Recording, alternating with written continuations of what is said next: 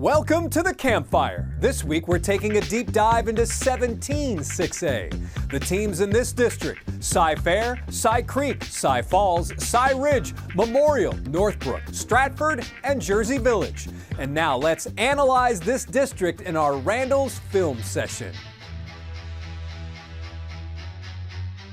Cy Fair is the team which really stands out when looking over 17-6A.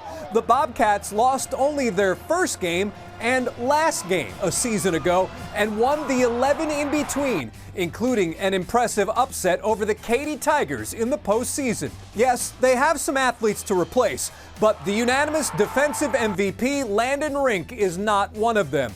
This DN returns to anchor the D-line. And if head coach Jeff Miller can get the new offensive talent cooking early, these Bobcats could be district champs again. Stratford was the only other team in the old 17-6A to finish above 500 on the season. It has a dangerous quarterback in Aaron DeLeon, who was a first-team all-district selection. Cy Falls enters this district as the only newcomer, and it has some standout receivers in Johnny Cargile and Chase Farrell. But it's linebacker Caleb Burns who opposing coaches will have nightmares about. Burns was last season's defensive district MVP in 16-6A.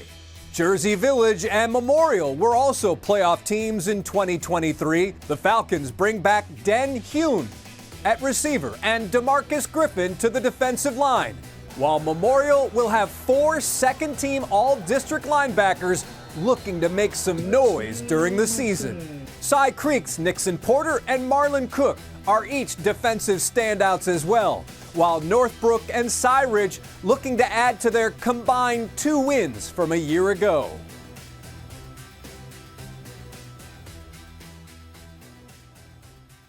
The Film Session is brought to you by Randall's. Find these great items on the Chevrolet Inside High School Sports End Cap and take your shopping game to the next level. Chevrolet Inside High School Sports is brought to you by the Houston area Chevy dealers. Together, let's drive. For an even deeper look at 17-6A, here's producer Ward Fasold and the Houston Chronicle's John Poorman with this district breakdown. All right, we're talking 17-6A in yet another district breakdown with my guy John Poorman from Houston Chronicle. John, 17-6A, they probably aren't too happy with the new team they brought in, which is Cy Falls, because they lose Spring Woods, who the teams took turns beating down pretty good, and they move on to 5A, but they have Cy Falls in now, which is a regular playoff time and team. Talk to me about this district, because it really, if you look at it on paper, it looks like there's maybe 5 teams, maybe even 6 fighting for those 4 spots. Yeah, absolutely. I mean, definitely the addition of Cypress Falls is a big one. This is a really competitive program, with plenty of recent, trips to the playoffs. And 2 years ago, they were in a 4-way tie for the district title in 16-6A. So this is a formidable program coming in.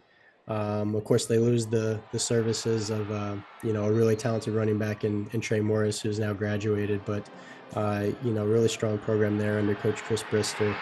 As far as the rest of the district goes, I mean, Cy Fair, look at what they've done the past couple of years with quarterback Trey Owens leading the way. Of course, he's now graduated at Texas, but year in and year out, we see kind of the same teams there at the top. Stratford has been really good in recent years. I think a lot of people expected them to be a little bit down last year, but that was certainly not the case. They lost a really talented quarterback in Nash Rankin, but they came back and still were putting up some big point totals. They finished the season 9-4 and second place in this district behind Cy Fair. So I certainly expect them to continue to have some success. All right, John, we're going to move on to Houston ISD and 18-6A next week. So I appreciate you joining us. Sounds good. And we'll post that entire breakdown segment this Wednesday on our social media pages. Now, we're taking a look at some game changers in our Players on the Rise, presented by Parker University. One of the biggest defensive problems in the Houston area is Landon Rink of Cy-Fair.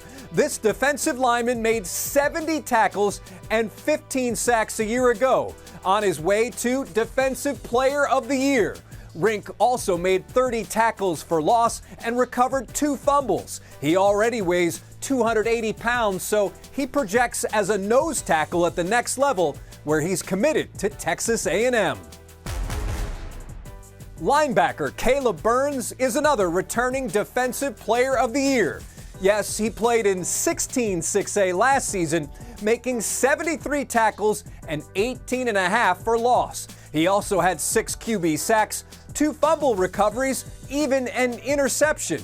He possesses speed and power and likely will increase his sack total in the fall. He has offers from Baylor, SMU, and Houston, among other interested parties.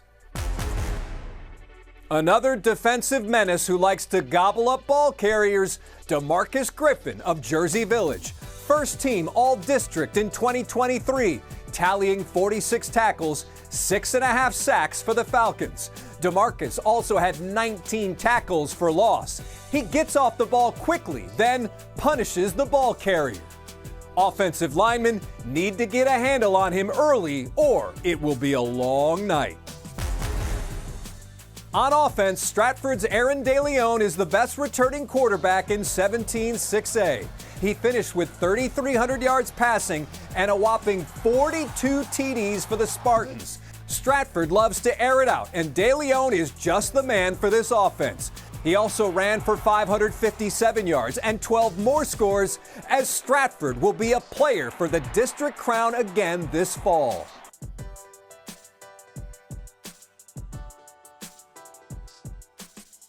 Players on the Rise is brought to you by Parker University. Do you or your student want a career training the world's best athletes? Check out our bachelor's degree in strength and human performance today. And ready to talk about his team? Here's one of the coaches catching up with our Award for Soul in our Media Day segment.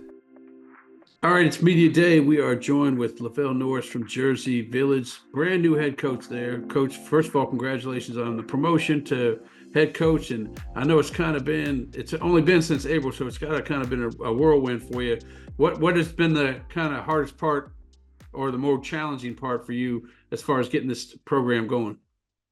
Well, thank you for the introduction. The hardest thing right now is as the head coach, just not looking at as the defense coordinator. You know, I've been the defense coordinator here for the past 6 years. And yes, my overall interest was the team, but I just had to concentrate on putting a good defense out there. But now it's, putting together a good team plan for us here at Jersey Village. Well, I'm going to go ahead and start right on the defense. That's what you're most familiar with, and to see so much graduation across the board at Jersey Village, including your offensive coordinator and legendary head coach, Coach Snookos. It's got to be good to know that DeMarcus is going to be there to throw himself through that offensive line and bring the quarterback down. How good is it to have a player like that on your D line? It's very rewarding, and that's a good thing, real good thing, because I've been leaning on DeMarcus not just from a football standpoint, but from a leadership standpoint. If in the off season, if there's anything that needs to be done, I call him Debo. Hey, Debo, go get those guys. Make sure they're lined up. Make sure they're doing what they're supposed to do. So now, in turn, he's our captain. He's our leader. Hey, good luck your first season as the head man there. I appreciate you joining us, and we'll see you in the fall. Yes, sir. Well, thank you.